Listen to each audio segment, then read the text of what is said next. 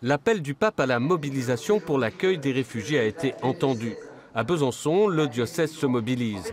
Le projet couloir humanitaire est même devenu œcuménique puisqu'il intègre la fédération protestante. Des familles syriennes mais aussi irakiennes quitteront des camps de réfugiés au Liban pour la France. C'est vraiment un projet qui permet à ces familles qui sont au Liban de pouvoir arriver en toute sécurité sur le territoire européen, notamment en France, par nos associations et qui puissent bénéficier rapidement du statut de réfugié pour pouvoir après s'intégrer. L'action a été initiée en Italie il y a 2 ans par la communauté Sant'Edigio. 1000 personnes ont été accueillies dans la péninsule. Pour la France, l'objectif est modeste, 500 personnes dans les 18 prochains mois. Bien loin des besoins réels, le seul Liban compte 1,5 million de réfugiés.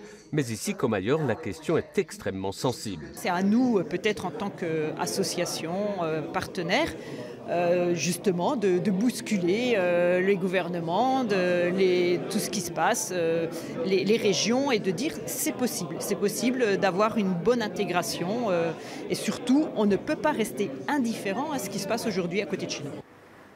Une première famille est arrivée en Franche-Comté en août, une autre est attendue à Ornans. Ici, une association s'est créée début juillet et depuis le 1er octobre, elle est locataire de 7 appartements qui a été rénové pour une autre famille.